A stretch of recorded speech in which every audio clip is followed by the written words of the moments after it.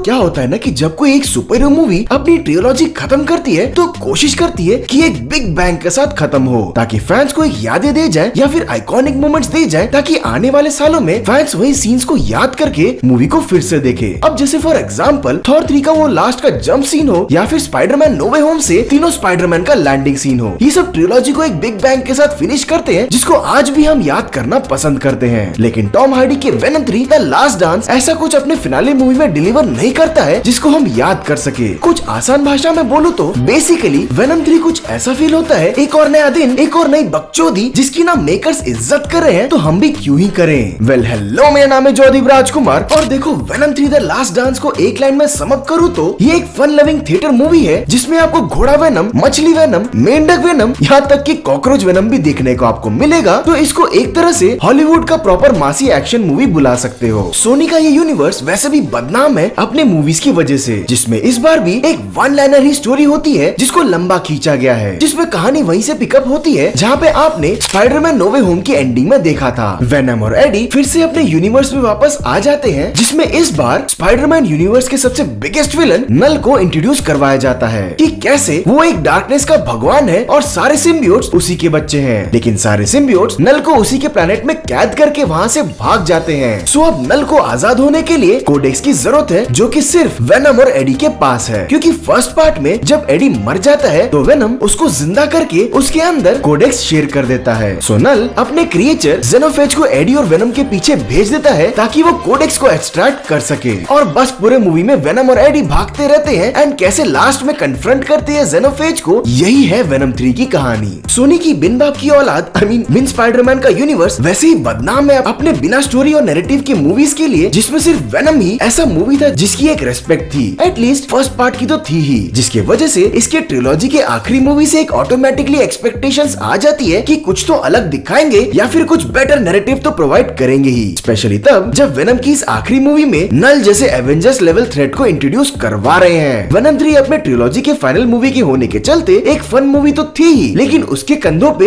एक जिम्मेदारी थी कि अपने मूवी की इस कहानी को एक कोहेसिव एंडिंग देने की। लेकिन ये मूवी हमारे सामने ऐसे ही निकल जाती है जैसे एक और नया दिन, वही पुरानी बासी दाल चावल और बस मुंह सड़ा के खा लो इसको। ये हॉलीवुड की एक प्रॉपर मासी मूवी है जिसमें अपना वेनम एक साउथ के सुपरस्टार की तरह है। मूवी की कहानी का कोई सर पैर नहीं होता है, बस ये मूवी अपने मेन लीड वेनम के कंधों पे चलती है, जिसमें वेनम ये है, वेनम वो है, घोड़ा लसन है, वो मरने वाला है वगैरह। स्टोरी किसको ही देखनी है, हम तो बस वेनम की बकचोदी ही देखने जा रहे हैं ना, and that's it. Movie literally इसके अलावा कुछ और ऑफर नहीं करती है। अब देखो ऐसा नहीं है कि मैंने मूवी को एंजॉय नहीं किया, मैंने इसकी चीजी जोक्स एंड इसकी सिलीनेस को एंजॉय किया। एंड कम ऑन, वेनम की मूवी से हम और एक्सपेक्ट क्या ही कर सकते हैं। सोनी की स्टूडियो में बैठे कुछ बुद्धिजीवों ने पिछले 3 मूवीज से इनके डायरेक्टर्स को बदल तो लिया, लेकिन इनसे राइटर नहीं बदला जा सका, और इस बार तो उसी राइटर को डायरेक्टर ही बना दिया। सो हेंस आपके सामने प्रस्तुत है वेनम द चूतियापंती। मतलब मूवी की इतनी लेजी राइटिंग है कि मूवी में अननेसेसरी सीन्स को ऐड करके पता नहीं क्या ही दिखाना चाह रहे होते हैं। जैसे फॉर एग्जांपल क्लिकबेट के लिए अमेजिंग स्पाइडरमैन से वो लिजर्ड के एक्टर को उठा लिया जो मूवी में पता नहीं क्या ही कर रहा होता है। अपनी फैमिली के साथ एलियंस को देखने के लिए साला एरिया 51 में ऐवे ही घुस जाता है। एंड वो मिसेस चेन के साथ वेनम का जो डांस दिखाया था, कसम से कौन सा नशा करके उसको एडिट करके उसको मूवी में डाला, ना ढंग का कोरियोग्राफी ना उसका मूवी के साथ कोई लेना देना था। हाँ मानता हूँ लास्ट में जो हमें एक साथ बहुत सारे वेनम दिखाए जाते हैं, जो कि हाँ मैं मानता हूँ कि एक साथ उनको इस तरीके से देखना कूल तो लगा था, लेकिन एट द एंड आप उसकी इतनी परवाह नहीं करते हो क्योंकि वो एक तरह से विजुअल केओस की तरह हो जाता है, बस एंडिंग को थोड़ा सा और बूस्ट देने के लिए। एंड एक बार वो सीन खत्म हो गया तो आप उसकी परवाह करना भी बंद कर देते हो। तो देखो overall venom 3 the last dance एक वन टाइम वॉचेबल मूवी तो है, नो डाउट। आप 1 घंटा 30 मिनट के लिए फुल एंजॉय तो करते हो, लेकिन अगर आप उन ऑडियंस में से हो जो मूवीज में एक स्टोरी एंड प्रॉपर नैरेटिव को एंजॉय करते हो, तो ये मूवी आपके लिए नहीं है। ये मूवी उन ऑडियंस के लिए है जो मास मोमेंट्स पे कन्फेटी उड़ाना पसंद करते हैं, वरना एज पर सच मूवी में ऐसा कुछ खास नहीं है जिसके लिए आप इस मूवी को याद रखो। तो मेरी तरफ से इस मूवी को 3 स्टार्स आउट ऑफ 5 स्टार। बाकी आप चाहो तो फैमिली के साथ इसको एंजॉय कर सकते हो। मूवी में 2 पोस्ट क्रेडिट सीन है जिसको आप फॉलो कर सकते हो अगर आप सोनी यूनिवर्स को फॉलो करना चाह रहे हो तो। बाकी खैर मैं मिलता हूँ किसी और रिव्यू के साथ, तब तक के लिए जॉयदीप बोलेगा और पब्लिक सुनेगी।